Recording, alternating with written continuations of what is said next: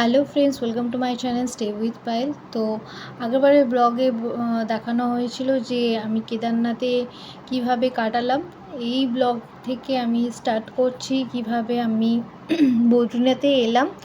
আর প্রথমেই বলে রাখি যে বদ্রীনাথে এসে ঋষিগঙ্গা নামে এই হোটেলে ছিলাম। এটা তুলনামূলক আর যে হোটেলগুলো ছিল সেই হোটেলগুলোর থেকে রেট কম ছিল আর অনেক বেশি ভালো ছিল এই হোটেলের আর কি। সব কিছু বলতে গেলে ভালো ছিল, কাছে রেস্টুরেন্ট ছিল, মানে হোটেলের মধ্যেই রেস্টুরেন্ট ছিল। তো রুম সার্ভিসও ছিল। আর কেউ কারোর যদি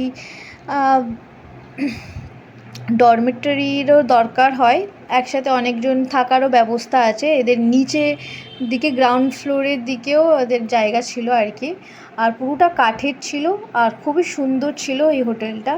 আমি প্রমোশন করছি না, বাট হোটেলটা সত্যি খুব ভালো ছিল। আর হোটেলের সব যারা যারা কাজ ছিল, সার্ভিস দিচ্ছিল, সার্ভিসগুলোও প্রপার ভালো ছিল। এখানে স্যুপ থেকে শুরু করে সব কিছু ভালো ছিল।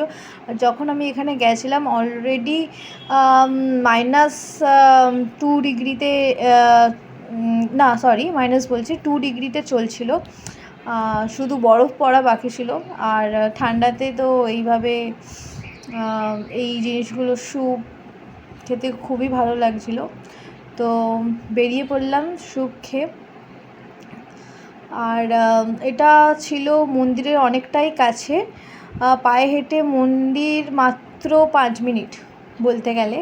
তো কাছে, এত সস্তায়, 2000 টাকায় ইস এর থেকেও অনেক রেট অনেক হাই ছিল। অনেক হোটেলগুলো সেগুলো অনেক দূরে দূরে ছিল।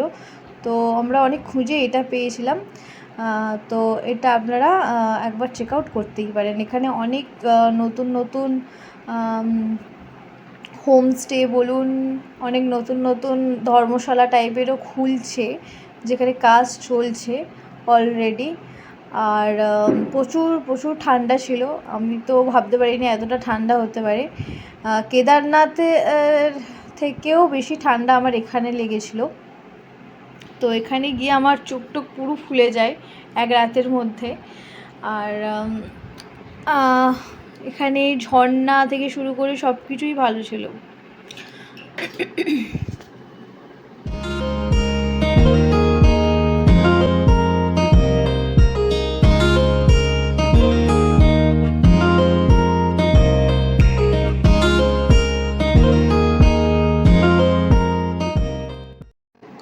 তো এই ব্রিজের ওপার থেকেই লাইন স্টার্ট হয়ে যায়।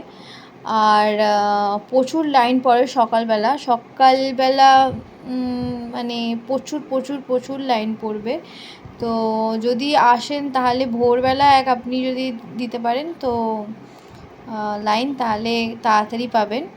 কিন্তু এখানে কেদারনাথের মতো ওই যে ভিআইপি অনেক বেশি সুবিধা অতটা ভালো নেই। আর এটা হলো কুণ্ড, যেখানে আর কি আপনারা স্নান করতে পারেন, স্নান করে দর্শন করতে পারেন। তো আমি বলবো সকালবেলা আপনারা এসে এখানে দর্শন করুন, এখানে স্নান করে নিন। স্নান করে খাওয়া দাওয়া করে আপনারা সন্ধেবেলার দিকে আসুন। সন্ধেবেলা 7টা থেকে 9টা পর্যন্ত অনেক কম ভিড় থাকে আর কম লাইন দিতে হয় তুলনামূলকভাবে সকালবেলার থেকে। সন্ধেবেলা হচ্ছে কি তুলনামূলক বেশি কম লাইন দিতে হয়, আর সকালবেলা তুলনামূলক বেশি লাইন দিতে হয়। তো আমি আপনাদেরকে একটা সাজেশন এটাই দেবো যে আপনারা সকালবেলা পুজো না দিয়ে সন্ধেবেলার দিকে পুজো দিন।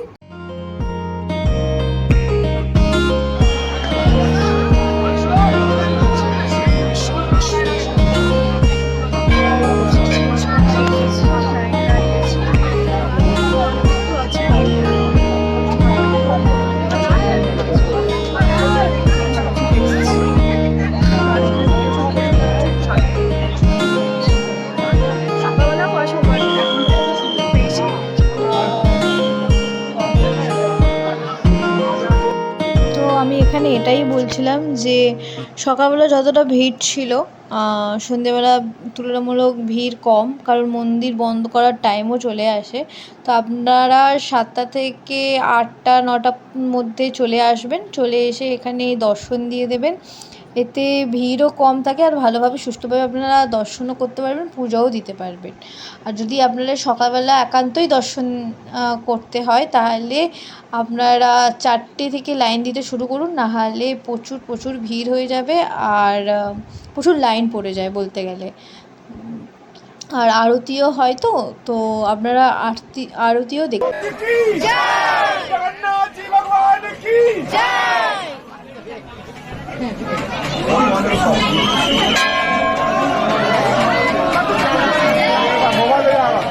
ओम नमः श्री विष्णुवे नमः श्री विष्णुवे नमः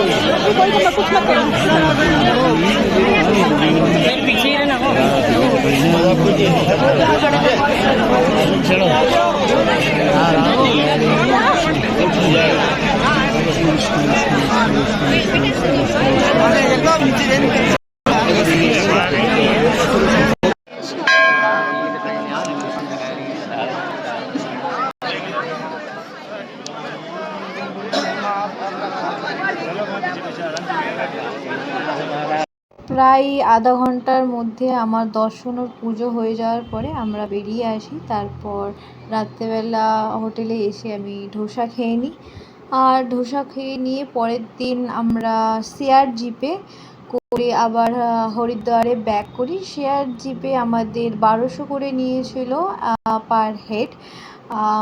শেয়ার জিপে অ্যাটলিস্ট 9জন করে তো নেয় চেপে চাপে। তো এই ছিল আমাদের বদ্রীনাথের ট্রিপ। আশা করি ব্লগটা আপনাদের ভালো লেগেছে। দেখা হবে অন্য আর একটা ব্লগে, হরিদ্বারের প্রপার একটা ব্লগ নিয়ে।